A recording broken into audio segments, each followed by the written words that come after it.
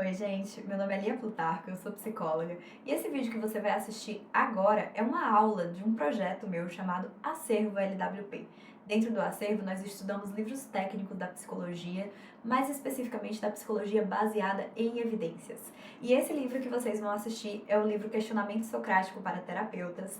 Essa aula que vocês vão assistir é a aula referente ao terceiro capítulo desse livro. Esse livro inteiro ele vai poder ser encontrado aqui no meu canal do YouTube. Aos poucos eu tô soltando a cada aula por vez. E se você quiser participar do acervo e ter acesso à primeira temporada com 10 livros e a segunda temporada que nós já estamos no quarto livro, então são 14 livros técnicos, dá uma olhada no link aqui embaixo e vem conhecer melhor o acervo comigo. Beijo grande e bons estudos!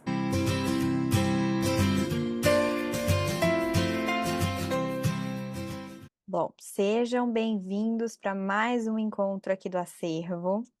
Hoje nós vamos continuar na leitura do livro Questionamento Socrático para Terapeutas. Este rapazinho aqui, falando do terceiro capítulo. Nesse capítulo, o título do capítulo é Começando, né? Então nós estamos começando a entender como é que funciona, a nos tornar mais proficientes para poder fazer o questionamento socrático. E dentro desse começo, a gente vai ter então algumas perguntas e desafios de início. Que perguntas e desafios são esses? Esse capítulo, ele tem por base a gente responder uma seguinte pergunta, que é: o que que eu preciso fazer enquanto terapeuta para conseguir viabilizar o uso de estratégias socráticas que sejam eficazes? Se eu vou utilizar o questionamento socrático, eu preciso fazer de um jeito que funcione, né? E o que que eu preciso fazer para o questionamento socrático de fato funcionar? Então é isso que a gente vai responder com esse capítulo 3. Eu vou entender qual é a base que eu preciso construir para que eu possa fazer um questionamento socrático com os meus pacientes que de fato funcione, que de fato seja efetivo, que entregue resultados, certo? E aí ele começa pontuando para a gente que existem clientes diferentes.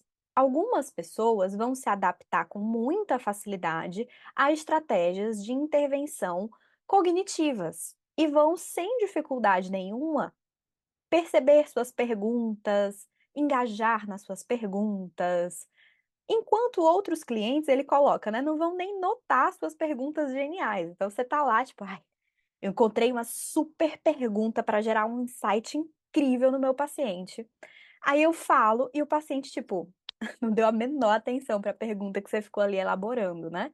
Então, vão existir pacientes desse tipo, pacientes que vão ter mais facilidade com estratégias cognitivas, pacientes que vão ter mais facilidade com estratégias comportamentais, e a gente tem que saber fazer essa variabilidade. Mas todos eles precisarão de questionamento socrático, precisarão dessa reestruturação. E a gente precisa conseguir entregar isso de maneiras diferentes para diferentes pacientes. E para isso a gente tem que construir essa base de uma maneira muito bem feita. Para construir essa base, ele coloca que a gente tem 4 elementos que vão facilitar a gente conseguir entregar uma estratégia socrática que seja de fato eficaz. Que 4 elementos são esses? Aliança terapêutica, estrutura de sessão, abordagem de treinamento de habilidades e automonitoramento. E é sobre isso que a gente vai conversar hoje, para que a gente entenda como esses 4 elementos funcionam. Primeiro elemento: aliança terapêutica. O que é isso? A aliança terapêutica é a relação de trabalho que você estabelece com o seu paciente. E ela é uma relação interessante porque ela é alguma coisa entre uma relação de afeto e uma relação de trabalho, para a qual tem que existir o afeto, mas que precisa existir o trabalho, né? Então a gente fica ali entre um parceiro de trabalho ou uma pessoa querida da vida do nosso paciente. O lugar da relação terapêutica, da aliança terapêutica, é mais ou menos entre essas duas pontas. Existem alguns estudos sobre relação terapêutica que tentam mostrar por que essa relação funciona, como é que isso acontece. E uma coisa interessante é que a gente não sabe muito bem hoje ainda se as pessoas vinculam porque melhoram ou se elas melhoram porque vinculam. Ou seja, eu começo a gostar mais do meu terapeuta e considerá-lo uma pessoa bacana e me vincular a ele, né? Gostar dele, porque quando eu faço terapia eu começo a melhorar e me sentir melhor? daí eu começo a vincular com aquela pessoa, ou eu vinculo com aquela pessoa e porque eu vinculei com ela, eu me sinto melhor. Não é claro essa relação ainda. É como se a gente perguntasse quem vem primeiro, né? O ovo ou a galinha, mais ou menos isso. A gente ainda não sabe. Os estudos eles não conseguem comprovar, a gente chama isso da direção dessa relação. Então a gente não sabe exatamente se o paciente vincula com a gente porque melhora ou se ele melhora porque ele vincula. O que a gente sabe é, as duas coisas acontecem, né? Tanto o paciente melhora quanto o paciente vincula. E aí, apesar de não saber a relação, a gente sabe que isso é importante. Dentro dessa relação para a terapia cognitivo-comportamental, a gente tem dois elementos base, que é o empirismo e a colaboração. Por isso que a gente chama a aliança terapêutica muitas vezes, né, a forma de trabalhar com o paciente dentro da TCC, de empirismo colaborativo. Que elementos são esses? O elemento de empirismo se refere ao fato da gente trabalhar com as coisas como elas são. A gente vai trabalhar de uma forma muito prática, a gente vai fazer lista de metas, lista de objetivos, a gente vai saber por que que a gente está caminhando por esse caminho, qual caminho é esse? Então a gente vai nomear as coisas, né? A gente vai trabalhar dessa maneira muito empírica, com dados de realidade, mexendo na vida do paciente, mexendo nos mecanismos cognitivos e comportamentais dele, sistematicamente todas as sessões. E a gente também precisa de colaboração, que é o fato de que a gente não vai mandar no paciente, ou ensinar o paciente, ou dar aula para o paciente. A gente vai tentar construir as coisas de uma forma colaborativa. Ainda que a gente possa fazer orientações psicológicas, que é diferente de dar conselhos, ou de mandar, ou de dar resposta para o paciente, a gente pode fazer algumas orientações, né? Muitas vezes a gente faz essas orientações em formato de psicoeducação. Então, por exemplo, eu dizer para o paciente que o que ele está tendo é um ataque de pânico, explicar esses sintomas para ele, eu não estou de nenhuma forma mandando no paciente ou tomando uma decisão por ele, né? Eu estou trazendo informações, orientando ele a partir dessas informações que a gente tem já definidas pela ciência, né? Se eu digo para ele, olha, todo mundo precisa dormir pelo menos 7 horas por noite. É isso que mostram os estudos. Não é a minha opinião, não é o que eu estou dizendo, não é porque eu quero que você durma 7 horas, não é porque eu fiz e funcionou para mim, tá?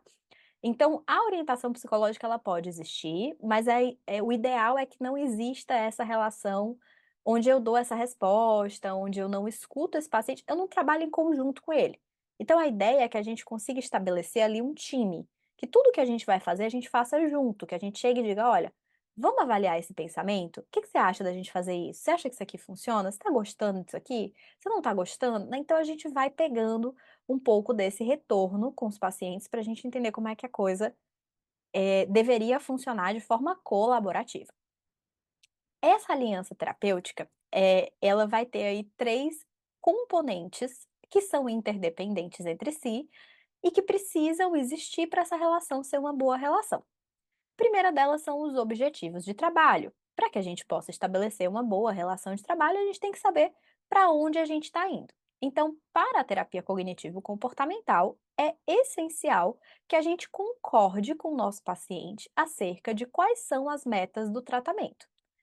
Essas metas, a gente vai deixá-las claras por meio de duas técnicas que normalmente a gente usa logo de início na terapia, que é a lista de problemas e a lista de metas. Inclusive, se vocês tiverem dificuldades de entender o que é a lista de problemas, o que é a lista de metas, por favor, coloquem nos comentários dessa aula aqui, para que eu possa pensar em como resolver essas dificuldades, tá? Então, todas as técnicas que eu comentar, se vocês disserem, ah, essa eu não sei aplicar, essa eu nunca entendi. Então, por favor, me digam, mantenham esse diálogo comigo para eu saber como ajudá-los a cada vez mais, né, avançar nessas dificuldades, tá bom?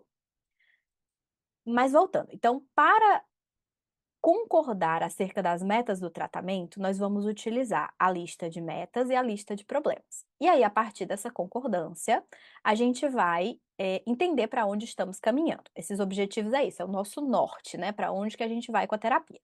A gente pode também utilizar aqui uma outra técnica que a gente chama de pergunta do milagre, ou uma técnica ainda de meta para as pessoas vivas e metas para as pessoas mortas. Calma que eu vou explicar rapidinho cada uma delas.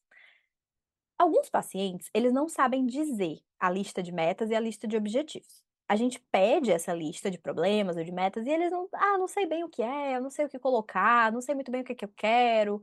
Nesses casos, a gente pode tentar, com o que tem, tentar usar essas técnicas para chegar nessas respostas. Então, por exemplo, vamos supor que a pessoa saiba o problema, mas ela não sabe quais são as metas.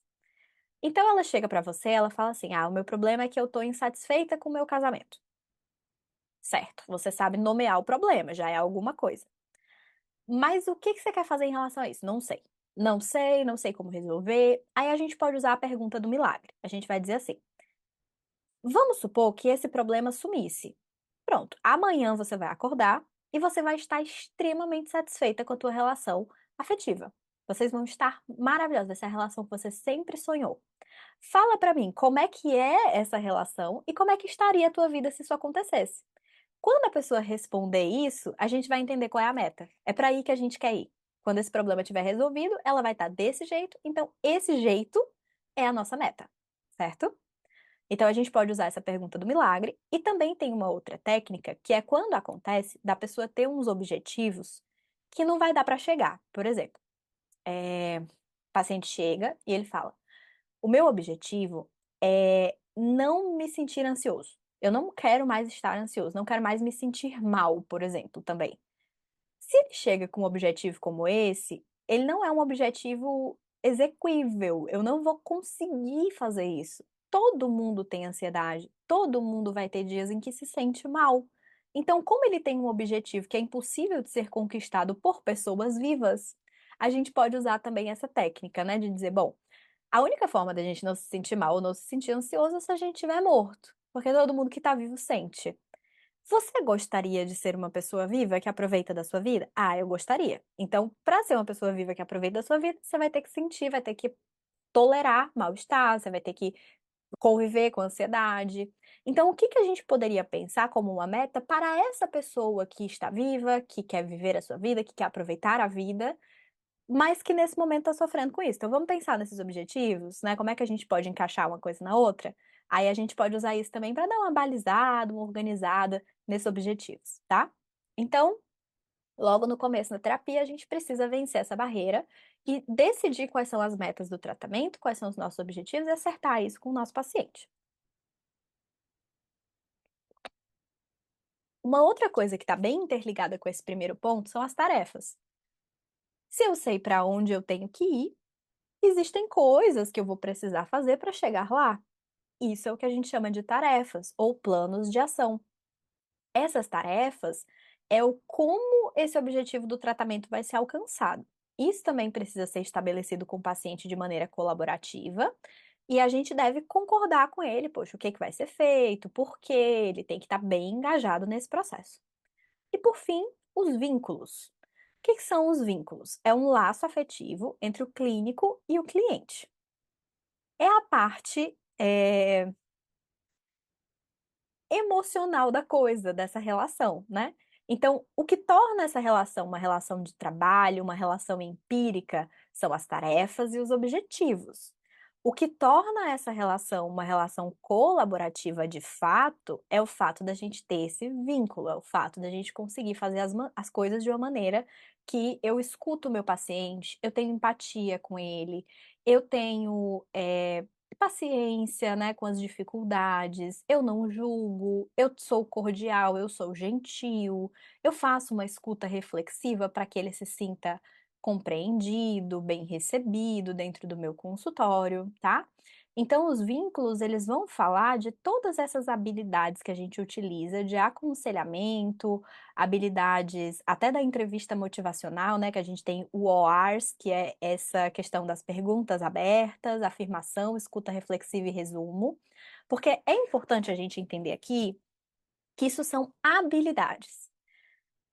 Tem gente que tem mais facilidade, né, a gente poderia dizer que tem um certo dom para falar com as pessoas e naturalmente já usa um pouco dessas habilidades, ou já usa muito dessas habilidades. Mas a gente pode aprender todas elas. A gente pode aprender a fazer escuta reflexiva, que é prestar muita atenção no que a pessoa diz e repetir para ela para confirmar se a gente entendeu corretamente. A gente pode aprender a fazer resumos, que é escutar o que a pessoa disse e depois fazer um pequeno resumo do que foi dito para saber se está correto. A gente pode aprender a fazer perguntas abertas para que deixar a pessoa falar um pouco para a partir dali ir construindo alguma coisa. A gente pode aprender a fazer essas afirmações que são se remete àquela coisa das palavras de afirmação, né? Então, assim, eu pontuo qualidades, acertos, ganhos que esse paciente teve durante a semana, isso tudo é pontuado e valorizado dentro do ambiente de terapia. E ainda eu utilizo muito essas habilidades de empatia, cordialidade. Então, ser educado com o paciente, ser gentil, né? Desde as mais bobas coisas, de sempre começar a sessão com um boa tarde, né? Ou como você está, que normalmente a gente já faz para checar o humor. Então, enfim, a gente usar tudo isso vai permitir que esse vínculo se estabeleça, tá bom? E construir essa boa aliança terapêutica é a primeira base para a gente fazer um bom questionamento socrático, porque se eu não tenho uma aliança terapêutica bem estabelecida, se eu não tenho uma relação de empirismo colaborativo, vai ficar difícil, vai ficar puxado para mim para conseguir realmente fazer um questionamento socrático efetivo, tá?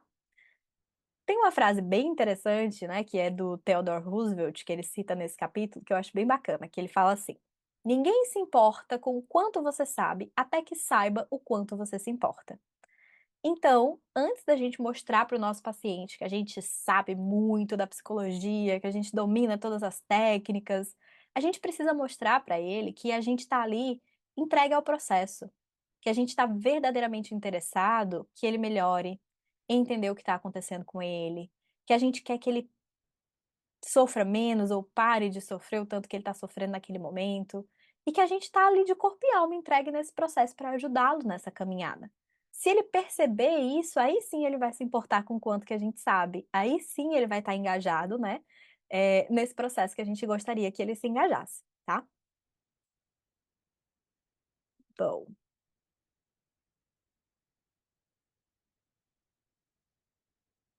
em relação esse livro é uma indicação para vocês aprofundarem esse conhecimento sobre relação terapêutica, porque é claro que dentro desse capítulo, né, primeiro que a gente tem o objetivo de falar de 4 bases para o questionamento socrático.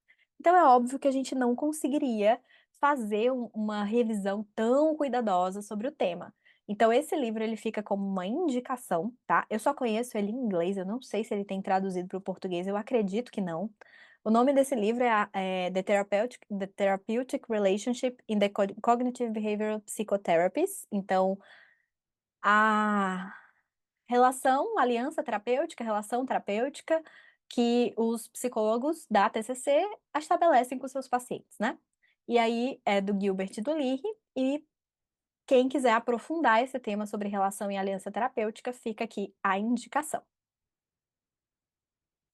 Segunda base para a gente conseguir construir um questionamento. Aliás, segundo aspecto, né, segunda característica dessa base, para que a gente faça uma boa base para o questionamento socrático. Estrutura de sessão. De fato, a estrutura de sessão, ela é o calo no pé de muita gente da TCC. A gente acaba não fazendo a estrutura de sessão tal qual como ela gostaria, ou tendo muitos medos em relação à estrutura de sessão, né? Meu paciente não vai gostar, meu paciente não vai estar engajado na estrutura de sessão. Se eu falar para ele que tem uma estrutura de sessão, ele não vai mais querer vir. Então, a gente pode ter todos esses medos, receios, até bloqueios mesmo com essa parte da estrutura de sessões. Mas é muito importante a gente aprender a fazer essa estrutura e entender que ela não é uma coisa rígida ou chata, mas é um cuidado enorme que a gente tem com o nosso paciente, de dizer, poxa, eu quero decidir junto com você como a gente vai passar o nosso tempo. Eu quero criar uma agenda aqui para que a gente possa, de fato, fazer o que você quer que seja feito. Você está me pagando aqui essa 1 hora para eu te ajudar. Então eu quero te ajudar no que você quer a minha ajuda. Eu quero que na sessão a gente priorize o que você quer que seja priorizado. E a gente só vai fazer isso se a gente tiver uma estrutura de sessão, certo? Então, para que a gente possa fazer isso da forma como é preconizado que se faça, que a gente normalmente faz? Primeiro, a gente começa com uma verificação do humor, que nada mais é do que descobrir como o cliente está se sentindo naquele momento e como foi mais ou menos, né, a semana dele. Ou a gente pode fazer também um rastreio de alguns humores específicos. Se é um paciente deprimido, eu posso perguntar para ele como estava a depressão nessa semana. E aí ele vai me dizer se teve pico, se teve dia pior, né? E como é, ele vai fazer uma pequena avaliação dessa depressão. Uma outra coisa que a gente faz é a ponte, para que o paciente entenda que a terapia ela tem uma continuidade. Eu cito coisas das sessões anteriores, eu retomo coisas das sessões anteriores para tentar dar essa continuidade para o paciente ter uma noção de que o processo ele tem ali começo, meio e fim, certo? E também faço uma revisão do plano de ação, porque eu preciso que esse paciente, tudo que foi pedido para ele em sessão, ele faça no período que ele vai estar em casa, ele traga de volta, e depois eu preciso trazer isso para a pauta. Como é que foi o plano de ação? O que que você aprendeu desse plano de ação? Se você teve dificuldades, vamos avaliar que dificuldades foram essas, sem julgamentos, mas tentar se voltar para uma resolução de problemas para que você possa fazer os outros planos de ação, porque a gente sabe, já está mais do que demonstrado dentro da literatura, que paciente que melhora é paciente que faz plano de ação. Então a gente precisa sim que eles façam. Logo em seguida, a gente define a agenda, a gente vai para o, ok, o que que a gente pretende realizar hoje, né, para a gente poder pensar aí no que vai ser feito. Ficam aqui duas dicas. O ideal é que a gente decida 2 itens para serem trabalhados por sessão, porque mais do que isso provavelmente não vai ser execuível, então você vai colocar na pauta coisas que você não vai ter tempo de falar sobre. Então, 1 ou 2 itens. Tentar fazer isso de forma colaborativa, ou seja, priorizar realmente aquele item ou aqueles itens que o paciente acha mais importantes, e sempre tentando equilibrar o que o paciente quer, a necessidade dele do momento, mas também o tratamento, né? Porque se ele está sempre priorizando, por exemplo, uma coisa que aconteceu na semana e eu não consigo aplicar o meu protocolo de tratamento, eu também não estou tendo ali o melhor interesse desse paciente em vista. Então, eu preciso trazer esse problema para ele, dizer: olha, nas sessões, normalmente, a gente tem priorizado aquilo que acontece na tua semana, que deixa você mais mobilizado, mas eu tenho um plano de tratamento para aplicar em você que eu não estou conseguindo, né? Você precisa adquirir algumas habilidades. Então, a gente traz essa clareza para o paciente, na expectativa de que ele nos escute e que a gente consiga estruturar melhor essas sessões, tá? Bom, devemos priorizar aquilo que é mais angustiante, então esse também é um ponto bem importante. Se o paciente estiver muito emocionalmente afetado por alguma coisa, isso tem que ser aquilo que é mais importante na sessão do dia, porque senão até porque a gente não vai conseguir trabalhar bem sem isso, tá? E no final, nós devemos pedir sempre um feedback e fazer um resumo e pedir um novo plano de ação. Então, a gente tem sempre essas 3 missões ali no final. Vamos fazer um feedback do que aconteceu, a gente quer saber tanto a satisfação do paciente com a sessão, com o tratamento, como a aprendizagem dele em relação ao que está sendo feito. Eu quero garantir que ele está adquirindo as habilidades que eu quero que ele adquira, ganhando os recursos que eu espero que ele ganhe. E o novo plano de ação, ele vai vir sempre com a ideia dele praticar aquilo que ele está aprendendo na terapia. Porque, gente, tem até. Agora eu fiquei em dúvida se é nesse capítulo, mas se não for, também tá valendo. Eu acho que é. Que ele fala que o tempo que a gente tem com o paciente não é nem 1% da semana dele, né? Se a gente pega o número de horas que existem na semana e coloca isso em porcentagem, 1 hora que ele fica ali com a gente não é nem 1% da semana dele. Então, como é um tempo muito curto, muito limitado, se ele não fizer um plano de ação, se ele não fizer uma tarefa de casa, como que ele vai aprender de fato essas habilidades? Como é que a terapia vai influenciar na vida dele? Ele vai precisar de 10 anos de terapia para começar a aplicar? Então, para facilitar esse processo, a gente precisa dos planos de ação, certo? E outra coisa, lembrem de tratar essa estrutura de sessão como um experimento. Se o paciente disser, ai, eu não quero, eu não gostei, eu tô com receio dessa estrutura, traz para ele, vamos testar? Vamos testar, se você não gostar, a gente adapta, a gente vê o que está te incomodando e ajusta, né? Mas vamos fazer um experimento? Vamos tentar se adequar a essa estrutura de sessão, ver o que que acontece. Se a gente conseguir fazer dessa forma, perfeito, a gente continua. Se a gente perceber que isso nos ajuda, que melhorou o nosso uso do tempo da sessão, a gente mantém. Normalmente o paciente vai perceber que isso é útil, que trazer as coisas em pauta, que organizar como eu vou passar o tempo, que ter mais clareza das habilidades que estão sendo passadas em sessão, tudo isso vai ajudá-lo. Então ele vai notar que aquilo é bom e vai querer continuar. Então tratar como um experimento é uma dica muito boa. Aqui nesse quadro 3.1, vocês podem ver um pequeno resumo de como funciona a estrutura de sessão na TCC, né? É o que a gente falou, apenas organizado de uma forma mais fácil de visualizar. Então, a sessão ela tem início, meio e fim. O início é quando a gente faz uma breve verificação do humor, faz a ponte, revisa plano de ação, produz os itens da agenda e começa de fato a sessão quando a gente vai para o meio. O meio é quando a gente executa todos os itens, aquele um ou dois que a gente colocou no nosso plano de trabalho do dia. E no final da sessão, a gente faz um fechamento, fazendo um resumo, pedindo feedback e definindo o novo plano de ação que o paciente vai executar, tá? Um outro recurso bacana é essa estrutura de sessão em handout do plano. O que é isso aqui?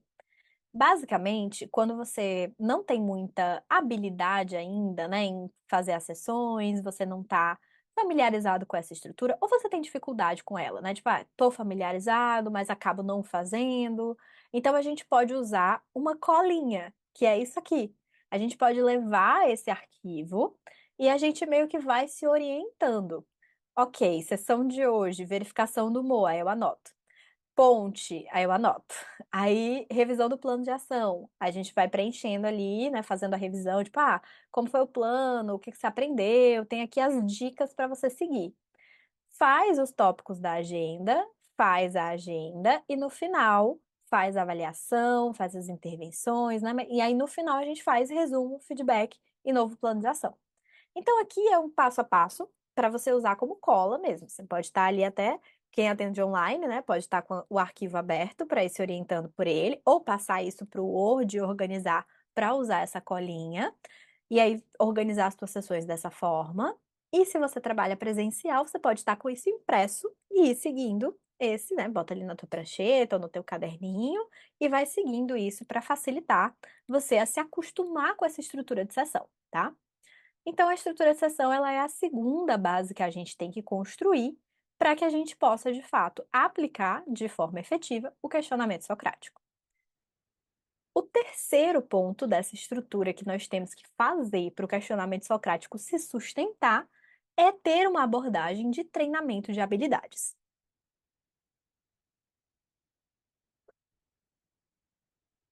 O que é isso? Para que eu tenha uma abordagem de treinamento de habilidades, eu preciso saber primeiro o que são as habilidades e como elas funcionam.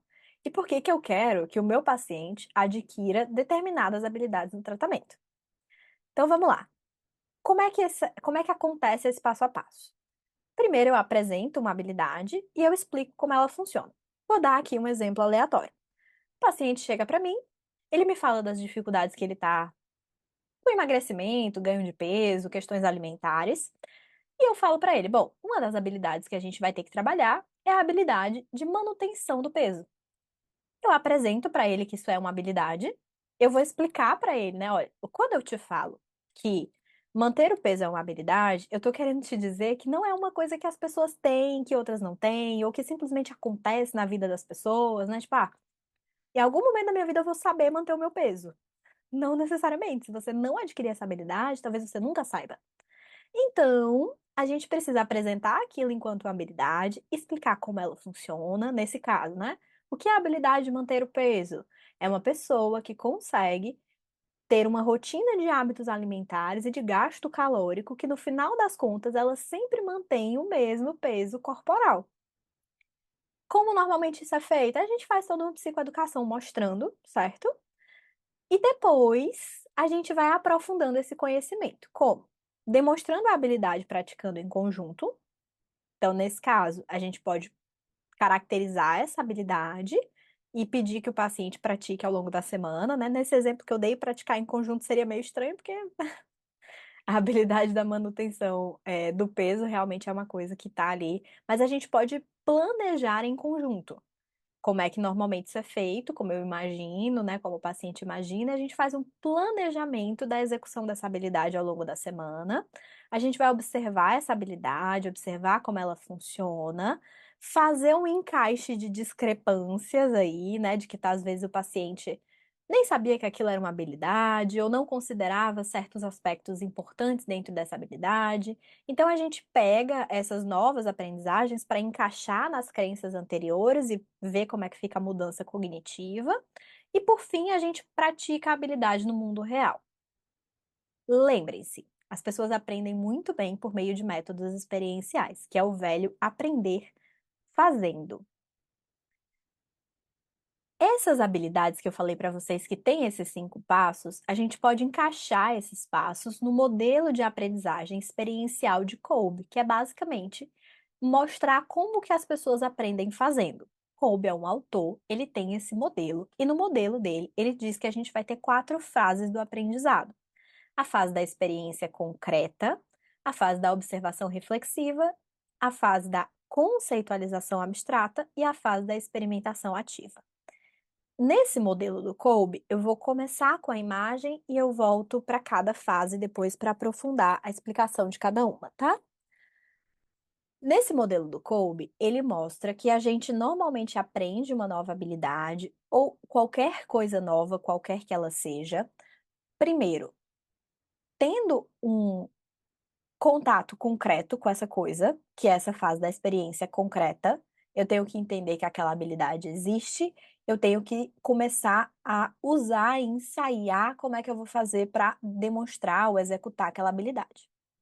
Depois, eu vou para a fase de observação reflexiva, que é quando eu vou pensar nessa habilidade, pensar como é que essa habilidade funciona, planejar a execução dessa habilidade na minha vida real. Depois, eu vou para a conceitualização abstrata. Quando eu vou consolidar isso, é como se eu começasse a ensaiar.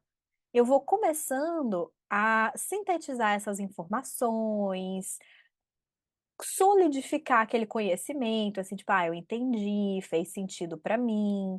Eu testei algumas vezes, eu vi aqui quais são as dificuldades, quais são as facilidades, né? Eu tô entendendo mais ou menos como é que funciona, mas ainda muito engatinhando, ainda muito inseguro dessas habilidades, né? Como se fosse, vamos dizer assim, né? É o bebê engatinhando quando a habilidade que ele quer adquirir é a habilidade de andar. Ele não está andando, mas ele está engateando, ele está ensaiando ali. Sem isso, ele não vai conseguir ir para a fase de andar, né? Já a experimentação ativa é quando o bebê começa a dar os primeiros passos. Já está andando, já é a habilidade, ela já está acontecendo. Meio bambo, meio caindo, né? Aquele bebê inseguro que quase que não vai, mas a habilidade já está ali. O que ele está fazendo é andar. Ele pode não estar fazendo muito bem, mas ele está fazendo, né?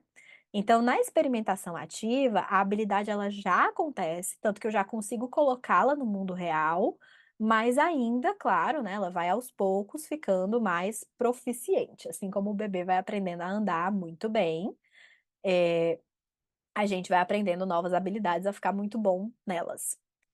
Então, vamos por cada fase. Na fase da experiência concreta, como eu tinha dito, é onde a gente explica a habilidade para o paciente e explica por que que a gente vai usar. Depois a gente fala algum exemplo ou demonstra essa habilidade para ele entender bem o que a gente explicou e começa a usá-la ali na sessão, falar sobre ela, né? Já começa esse primeiro passo. A segunda fase, que é a da observação reflexiva, é quando a gente começa a verificar com o paciente, e aí, o que que você achou dessa habilidade? Você sabia que isso era uma habilidade?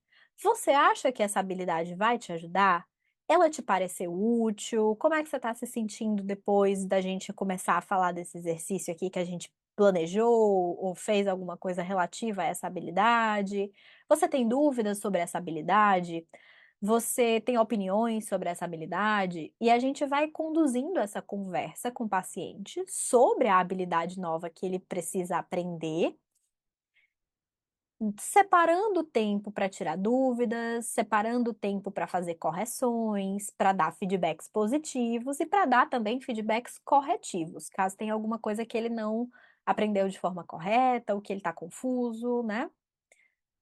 Logo em seguida, a gente vai para a conceitualização abstrata, que é quando a gente vai tentar consolidar a etapa da aprendizagem. É o que eu falei que é o engatinhar, né? Então, a gente vai basicamente se concentrar em dois níveis. O primeiro nível é o nível de autoeficácia, de trabalhar com o paciente, de que você consegue sim adquirir essa habilidade, né? Então, ele tá ali engateando e você tá ali torcendo por ele, dizendo: olha, você consegue andar.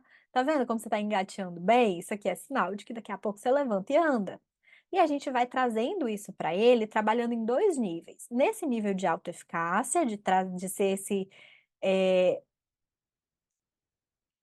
esse torcedor mesmo, né? Torcer pela capacidade do nosso paciente de conseguir alcançar aquilo que ele espera. E a gente vai também trabalhar no nível de esquema, que é preparando ele para essa mudança cognitiva, tentando encaixar o que ele está aprendendo com o que ele já sabia e já fazia com o que ele pretende fazer. A gente vai tentando fazer isso tudo aqui conversar bem.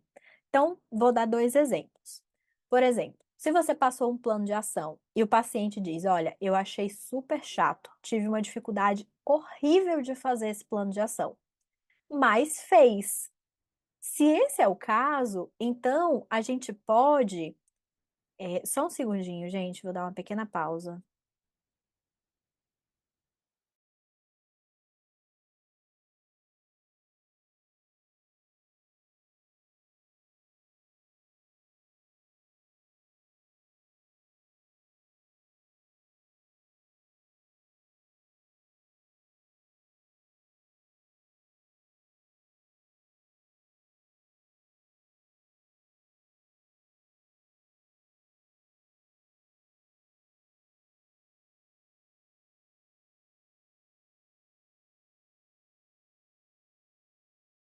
Voltei, perdão.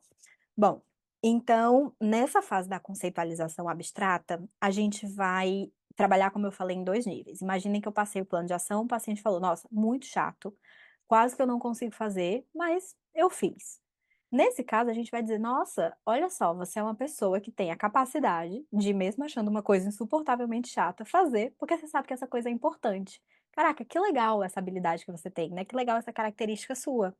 Então, a gente vai trabalhando a autoeficácia por meio de sacadas como essa, e a gente vai também trabalhando esse esquema, tentando juntar uma coisa com a outra. Então, nesse caso aqui, vamos supor que essa tarefa que o paciente achou super chata, que ela tenha sido, vamos dizer, a habilidade de manutenção do peso, vou usar a mesma habilidade que eu estava usando, e o paciente está tentando entender como é que ele vai fazer para, vamos supor, ele acreditava que ia chegar um momento da vida dele que ele ia ter uma vida saudável e que essa vida saudável seria seguir a dieta à risca 98% do tempo.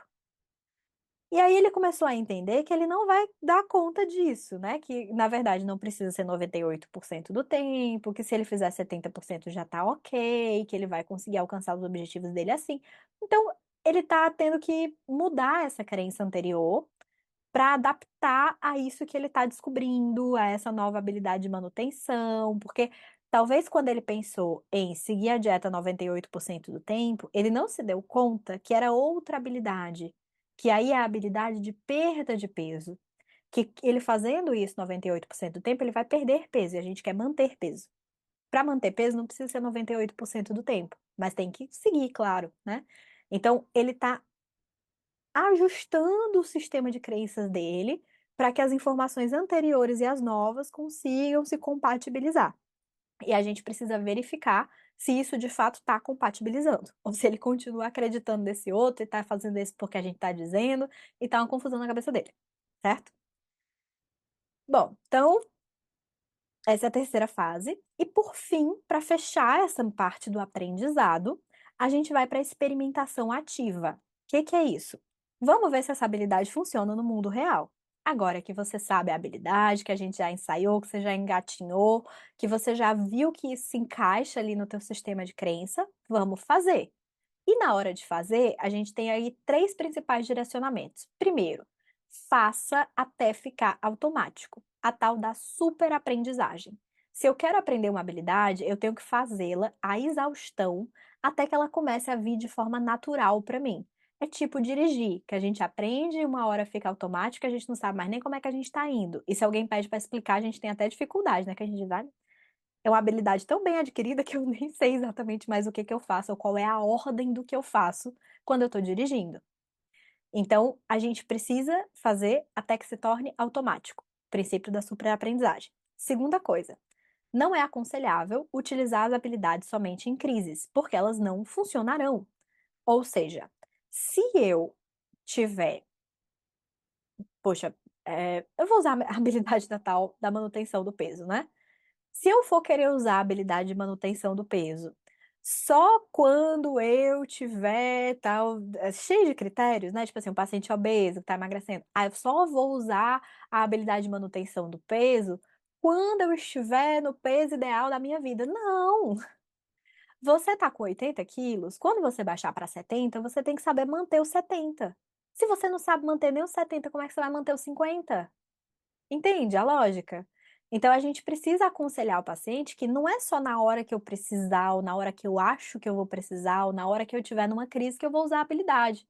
Eu tenho que incorporar essa habilidade na minha vida. Então a gente explica isso para ele, que é o segundo princípio, e por fim, a gente precisa, como psicólogos, ter um grande cuidado, escutem essa parte com atenção. A gente precisa ter esse cuidado de eu vou deixar que o meu paciente assuma a liderança em algumas sessões. Eu vou ensinar para ele tão bem as habilidades que eu vou dizer: hoje você que faz, hoje você que questiona esse pensamento. Eu vou só perguntando, eu vou só guiando, eu vou dizendo: e aí, o que que você pergunta para esse pensamento? Por que que esse pensamento é importante? Faz para mim o questionamento, faz para mim as perguntas, né, sobre esse pensamento para ver como é que fica no final. E eu vou só assistindo, fazendo muito pouco aqui, porque ele quem vai conduzir, perfeito? Já que ele já, em tese, tem a habilidade, então ele já pode tomar a frente. Então tenham esse cuidado, né? Deixem o paciente tomar a frente quando ele já estiver preparado para isso. E por fim, para fechar a construção da nossa base, temos um bom vínculo terapêutico, uma boa aliança terapêutica, estamos utilizando a estrutura de sessões de maneira a otimizar o nosso tempo e fazer o que precisamos com o nosso paciente. Conseguimos fazer uma abordagem voltada para a construção de habilidades, sabemos quais são as habilidades que precisam ser conquistadas, e para fechar com chave de ouro a base que a gente precisa construir para fazer um bom questionamento socrático, nós vamos utilizar o automonitoramento. O automonitoramento, ele pode ser considerado a fase inicial do tratamento de alguém que entrou em psicoterapia. Por que que é considerado a fase inicial? Porque é o começo que vai acabar dando ali material para o paciente conseguir fazer aquela acomodação dos novos conhecimentos para alcançar as suas metas.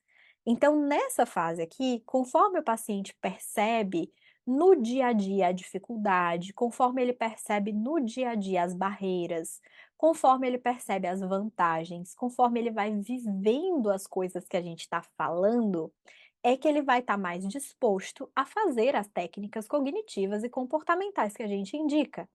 Então, para que a gente alcance esse objetivo, a gente tem que perder um pouco de tempo nesse automonitoramento. Lembrando também, lembrando isso às vezes até para o nosso paciente, que a gente gasta um certo tempo fazendo automonitoramento no começo, mas que depois isso vai acelerar o nosso resultado. Porque às vezes o paciente pode ficar, vale, mas eu vou para a terapia porque eu quero, eu não quero mais engordar, eu quero manter o peso que eu tenho hoje, e aí a pessoa pede, fica pedindo diário alimentar. Eu vou ficar anotando o que eu tô comendo, observando o que eu tô comendo. Não é isso que eu quero, né? Ele pode ter essa sensação. E a gente precisa esclarecer isso para ele, dizer, olha, isso é o começo, calma, você não vai fazer automonitoramento para sempre, né? Você vai fazer no começo para a gente poder facilitar os resultados que vão vir depois. Confia no processo, certo? E aí o Aaron Beck, ele salientava que as pessoas precisam ser treinadas para se concentrar em certo tipo de pensamento. Então, nesse caso aqui, quando a gente faz o automonitoramento, a gente primeiro ensina modelo cognitivo. A gente diz: olha, o que você pensa influencia na forma que você se comporta, influencia na forma que você se sente. Quando o paciente entende essa relação, ele precisa observar isso no mundo real. E aí ele vai automonitorar alguma coisa que a gente precisa que ele monitore, beleza? Qualquer coisa pode ser automonitorada. Eu posso monitorar a frequência de tarefa, eu posso monitorar. Vou dar um exemplo. Tem uma paciente minha essa semana que a gente está monitorando com ela a parte de. Fugiu o nome, dos excessos que ela comete na alimentação. Então, ela está monitorando os excessos. Tem uma outra paciente que está respondendo diário alimentar, ela está monitorando o que ela come. Tem uma outra paciente que está respondendo registro de pensamento, ela está monitorando o que ela pensa diante das situações em que ela fica ansiosa. Então, para cada paciente, a gente pode pedir automonitoramento diferente. Cada tipo de automonitoramento, dependendo da demanda, do que a gente está trabalhando com aquele paciente ali, certo? O que que é legal? A gente conseguir com o automonitoramento rastrear a frequência daquele comportamento ou pensamento ou qualquer coisa que eu estou monitorando, a duração e a intensidade disso que está sendo monitorado, qual que é o contexto em que acontece, qual é a função que aquele comportamento, que aquele pensamento tem, quais são os antecedentes e os consequentes, ou seja, o que que acontece antes para aquilo acontecer e o que que acontece depois como consequência daquilo que aconteceu. E um ponto importante, algumas vezes a gente precisa que o nosso paciente ele tenha mais o que a gente chama de autoconsciência, que é consciência de si mesmo, uma percepção melhor de si mesmo, perceber melhor o que você pensa, o que você sente, o que você faz, porque muitas vezes a gente trabalha no automático, é isso que a gente chama de baixa autoconsciência. É quando eu vou no automático e eu nem sei muito sobre mim, porque eu vou fazendo, entendeu? Eu vou vivendo. E aí, quanto mais baixa autoconsciência você tiver, mais isso pode agravar casos em que você tem muitos viés cognitivos. Então, uma pessoa com menos consciência de si, com essa baixa autoconsciência, e com muitos viés cognitivos, ela vai adoecer mais e ela vai ter até mais dificuldade de melhorar. Então, a gente precisa muitas vezes, para baixar o viés cognitivo, a gente tem que subir a autoconsciência. Então, a gente vai fazendo esse mecanismo aqui dentro da terapia, tá? Outra coisa que é importante, lembrar nesse processo de automonitoramento, nesse processo também da própria construção da relação terapêutica, né, de tudo isso, lembrar de não dar as respostas, né? É um livro assim, o questionamento socrático é exatamente isso, né? Não dê as respostas, questione. Então, vai bater muito nessa tecla esse livro inteiro. Não dê as respostas. Uma coisa que a gente pode fazer, que é uma técnica muito legal da Judith e que eu já usei várias vezes porque ela me salvou muitas vezes em sessão, é fale o oposto. Então o paciente está lá dizendo, porque eu fiquei com ódio da minha namorada. Aí você pega e pergunta, né? E o que que você pensou? Sei lá o que que eu pensei, eu só tava com ódio. Aí você pergunta assim, mas você tava pensando que ela era uma ótima namorada, que você gostava muito dela, que ela era uma pessoa muito divertida? Nada, eu tava pensando, era. Aí vem, entendeu? Então a gente pode fazer essa técnica, ela é muito bacana de dizer o oposto, que a gente sabe que não era o que o paciente estava pensando na hora, e aí ele vem com o que ele de fato pensava, porque é uma maneira da gente alcançar isso ajudando ele ali. Para fechar essa parte do aumento da autoconsciência, é interessante a gente olhar como a gente pode fazer isso, né, dentro usando o automonitoramento para aumentar o automonitoramento, aumentar a consciência, para poder diminuir a quantidade de vieses de sofrimento e facilitar várias outras técnicas, inclusive o tal do questionamento socrático. Bom, para aumentar essa consciência, a gente vai trabalhar em três níveis.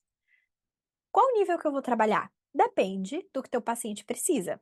Algumas pessoas, elas vão ter mais dificuldade de perceber as próprias emoções, então elas vão ter uma consciência baixa, né, das próprias emoções, outras os próprios comportamentos, outras os próprios pensamentos. Isso vai mudar muito de cliente para cliente. Se o paciente tem mais dificuldade de perceber os pensamentos, então você precisa primeiro ensinar para ele essa habilidade. Primeiro, de perceber o pensamento, depois de avaliar o pensamento e depois de mudar o pensamento.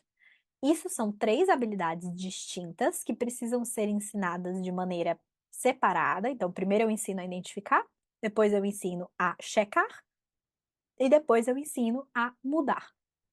E aí eu vou ajudando o paciente a percorrer essas etapas, certo? Essa técnica a gente chama de técnicas 3Cs, que é em inglês, né? Catch it, check it and change it. Que aí é basicamente pega esse pensamento, né? Então, catch it, pega o pensamento, check it, então cheque o pensamento, e depois change it, mude o pensamento. Normalmente, para fazer isso, a gente também pode usar os registros de pensamentos automáticos, então a gente vai usando ali recursos diversos, mas o nosso objetivo é, a gente precisa que os pacientes percebam que quando o humor deles muda, que normalmente é o que a gente percebe primeiro, existia um pensamento ali, e ele precisa saber identificar, avaliar e mudar, beleza? Então são 3 habilidades importantíssimas. Pode ter gente que faz isso com muita facilidade, você vai conseguir ensinar essas 3 habilidades rapidinho. Agora, falando das emoções, alguns pacientes vão ter uma variabilidade dessa consciência emocional. Tem gente que vai tolerar bem emoções, saber nomeá-las muito bem, identificá-las muito rapidamente. Essa pessoa, talvez ela não precise de muita assistência nessa parte, e aí, mais uma vez, você vai ensinar isso rapidinho.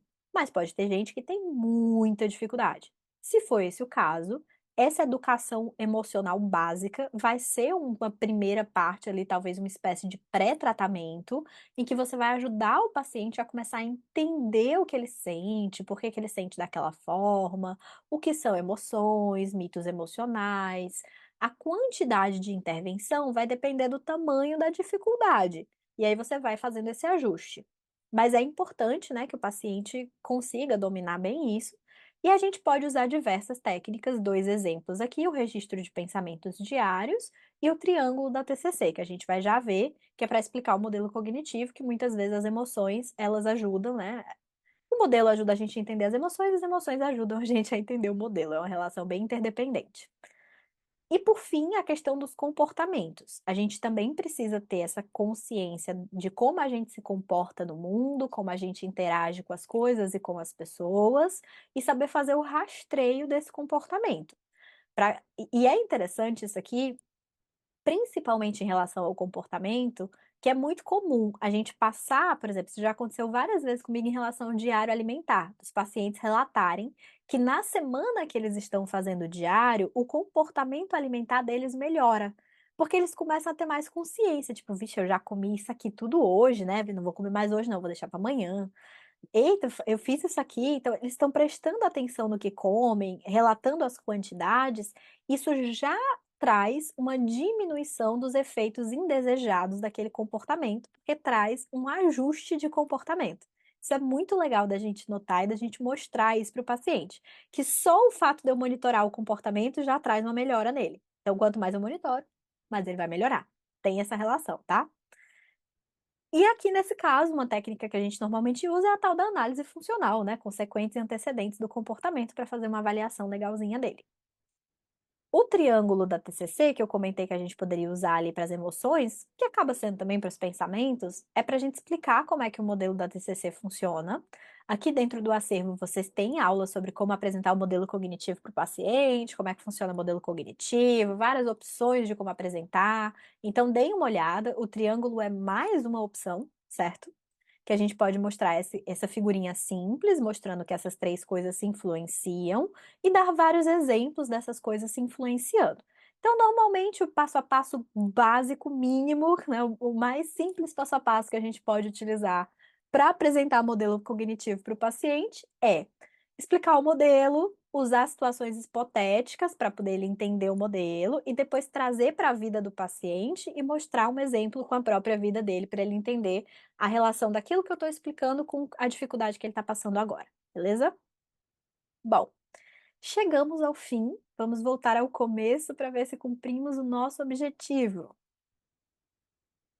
Voltando. Então, começando a fazer questionamento socrático. Para que vocês comecem a fazer um bom questionamento socrático, um questionamento socrático que é efetivo, que de fato ajuda o paciente de vocês, primeira coisa que vocês precisam fazer para começar é se tornar proficiente na construção de uma boa base para poder aplicar estratégias cognitivas.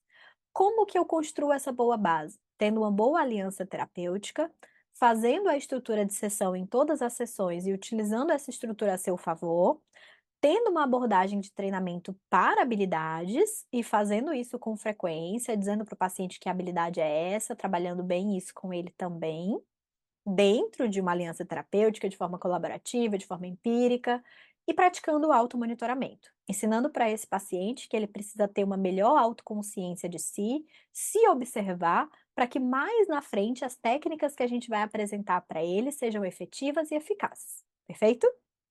Bom, gente, se vocês ficaram com qualquer dúvidas, ou se eu citei qualquer técnica, qualquer intervenção aqui que ficou confuso, que vocês não entenderam muito bem, por favor, me digam qual foi a dificuldade, deixem nos comentários para que a gente possa ir encontrando maneiras de esclarecer essas dificuldades, tá bom?